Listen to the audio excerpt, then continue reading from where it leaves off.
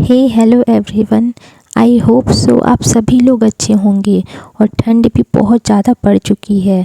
So please आप लोग अपनी केयर अच्छे से करिएगा और अपनी फैमिली की भी केयर। तो इस ठंड के लिए मुझे एक रेसिपी याद आई जो मेरी दादी मुझे बना के खिलाया करती थी। मैं जब भी गांव जाती थी तो मेरी दादी मुझे ठंड वाले मौसम में ये वाली थेपला हमेशा खिलाती थी। मैं सोचती थी कि ये थेपला आखिर बनता कैसे है और ये इतना स्वादिष्ट कैसे आता है। तो मैं क्या करती थी, दादी के सामने ही बैठ जाती थी और हमेशा देखती थी कि आखिर ये इसमें क्या क्या चीज़ें डाल रहे हैं, कैसे बना रहे हैं जो इतने परफेक्ट बनाती हैं। तो आज मैं अपनी दादी की एक रेसिपी आप लोगों के साथ शेयर कर रही हूँ जिसे बनाना बहुत आसान है। बस उसमें कुछ ट्रिक है जो उसे फॉलो करना बहुत ज़रूरी है, तब आपका ये थेपला बहुत अच्छे से बनेगा, नहीं तो आपका ये थेपला टूट भी सकता है।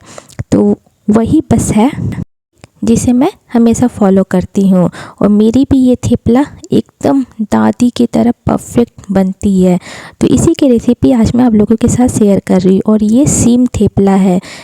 शायद हो सके तो बहुत कोई नहीं जानते होंगे और बहुत कोई जानते भी होंगे इस थेपले के बारे में, और ये झारखंड की बहुत ज़्यादा फेमस है। अक्सर ये विलेज वगैरह में बनती है।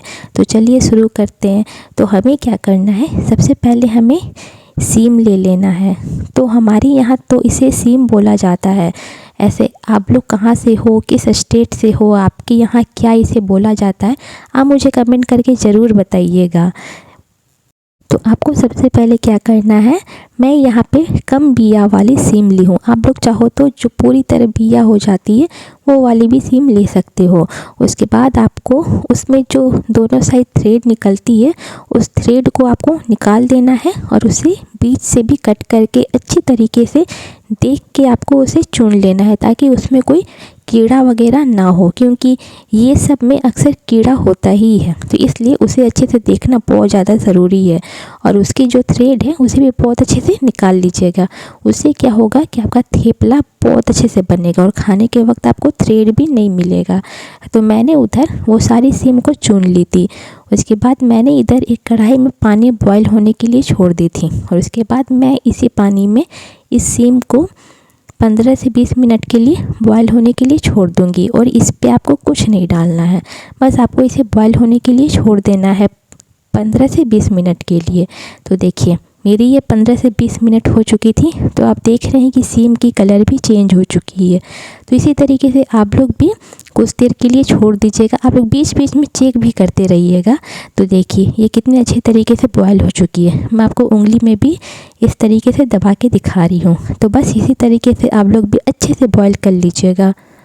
और आप लोग मेरे चैनल को सब्सक्राइब करना बिल्कुल ना भूलें ताकि मैं हमेशा जो जो न्यू वीडियोस डालूँ वो आप तक पहुंचते रहे। तो आप लोग अपनी आई बटन भी प्रेस कर लीजिएगा। तो इसके बाद देखिए क्या करना है कि मैं यहाँ पे ये चावल का आटा ली हूँ। मैं ये दुकान से लाई हूँ, आप चाहो तो घर में भी बना सकते हो। तो जो हम लोग नॉर्मली चावल खाते हैं ये वो वाली चावल की आटा है और आपको वही ही चावल का आटा लेना है। उसके बाद इसमें कुछ बेसिक मसाला ऐड करना है जैसे नमक, हल्दी, जीरा और धनिया। फ़िलहाल के लिए इसमें यही मसाला ही ऐड करना है। आपको पता है जब दादी, नानी या कोई भी विलेज में कुछ भी बनाते हैं तो बस वो लोग बेसिक मसाला ही यूज़ करते हैं, उसमें और कुछ ऐड ही नहीं करते हैं, जिसके वजह से उसकी टेस्ट बहुत ज़्यादा आती है। तो बस हमें भी वही बेसिक मसाला ही ऐड करना है। उसके बाद हमें इसमें इस सीम को, बॉयल वाली सीम को डाल के बहुत अच्छे तरीके से मिक्स कर लेना है। और आपको अभी इसमें पानी नहीं ऐड करनी है, क्योंकि अगर हम लोग अभी ये पानी ऐड कर देंगे तो फिर ये शायद गीला भी हो सकता है, जिसे हमें गीला नहीं करना है। तो इसलिए हमें पहले सीम को अच्छे से चावल के आटा से मिक्स कर लेना है और उसके बाद भी थोड़ा थोड़ा पानी ऐड करते हुए इसकी एक अच्छी सी पेस्ट बना लेनी है। और ध्यान रहे कि आपका ये जो पेस्ट है ना ज़्यादा हार्ड होगा ना ज़्यादा गीला होना चाहिए, क्योंकि अगर ज़्यादा गीला हो जाएगा तो भी दिक्कत है और अगर ज़्यादा हार्ड रहेगा तो भी दिक्कत है। तो इसलिए आपको बीच वाली उस तरीके से आपको पेस्ट बनानी है। तो देखिए मैं इस तरीके से पेस्ट बनाई हूँ, तो इसी तरीके से आपको भी बना लेना है। इस तरीके से पेस्ट बनाने से आपका सीम थेपला बहुत अच्छे तरीके से बनता है। और जब भी हम लोग अगर चावल की आटा से कुछ भी चीज़ बनाएं तो उसमें हमें कुछ चीज़ों की ध्यान रखना बहुत ज़्यादा ज़रूरी होती है। तो इसीलिए मैं आपको बोली कि ज़्यादा गीला नहीं करने के लिए।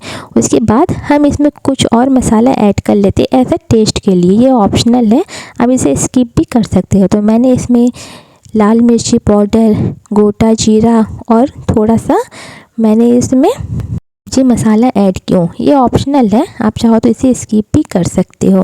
बस थोड़ा सा टेस्ट अच्छा आई इसलिए मैं ऐड कर दी थी। तो उसके बाद आपको इन सारी चीज़ों को बहुत अच्छे तरीके के मिक्स करना है। ऐसे अभी के टाइम में हम लोग क्या होता है कि एक्स्ट्रा कुछ हम लोग कुछ ना कुछ एडिशनल कर देते हैं, बट दादी ये सब ऐड नहीं करती थी, वो बस सिंपली प्लेन ही बनाती थी, वो भी अच्छा लगता था। खैर ये भी अच्छा ही लगा था, तो आप लोग इसे भी ट्राई करिएगा। तो देखिए वो पेस्ट बनाने के बाद आपको एक तावा ले लेना है और वो तावा जब गर्म हो जाए तो आपको उसमें थोड़ा सा ऑयल स्प्रेड कर लेना है। आपको ज़्यादा ऑयल स्प्रेड नहीं करनी है, बस ज़रा सा ही ऑयल स्प्रेड करनी है। दादी को तो मैं देखती थी कि आलू पे ही ऑयल को लेके स्प्रेड करती थी, वो टेक्निक भी बहुत अच्छा है।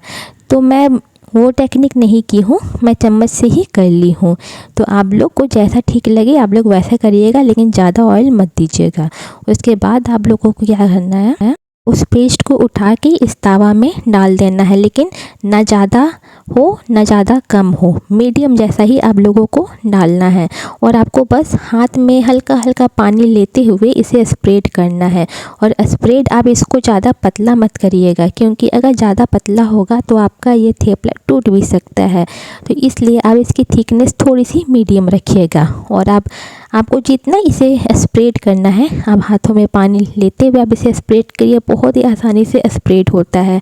मैं जब शुरू दादी के साथ बना रही थी, मेरी तो स्प्रेड ही नहीं हो रही थी, बट दादी मुझे बताई कि इस तरीके से करो तो ये बहुत अच्छे तरीके से स्प्रेड हो जाती है। तो बस मुझे ये सब ट्रिक बहुत अच्छी लगी, तो मैंने भी वही ट्रिक अपनाई थी। तो उसके बाद आपको इसे पकने के लिए छोड़ देना है। जब ये एक साइड पक जाएगा तो आपको इसे धीरे से करके पलट लेना है। आपको इसे आराम से पलटना है, क्योंकि ये चावल का है ना, इसलिए। तो जब ये एक साइड हो जाए तो दूसरी तरफ पलटने के बाद हम इसमें थोड़ा सा ऑयल स्प्रेड करके और इसके चारों ओर फैला देंगे। इससे क्या होगा कि दोनों साइड ये बहुत अच्छे तरीके से पक जाएगा। और इसे आप मीडियम फ्लेम में ही पकाएं, क्योंकि अगर आप इसे हाई फ्लेम में पकाओगे तो ये जल भी सकता है। तो मैंने इसे एक एक करके मैं इतनी सारी बना ली, और मेरे घर पे इतना सबको पसंद आया, सब तो शौक हो गए थे कि मैं ये कैसे बना ली हूँ। तो मैं बता दी कि मैं तो दादी को देखती थी कि दादी कैसे बना रही है, मुझे दादी सारी चीज़ें बताई थी, तो मैं भी सीख गई। तो मेरे घर वाले को तो ये सेम थेपला बहुत ज़्यादा पसंद आई थी, और ठंड के मौसम में इसे खाना बहुत अच्छा लगता है। तो आप लोग भी घर पे ज़रूर ट्राई करिएगा।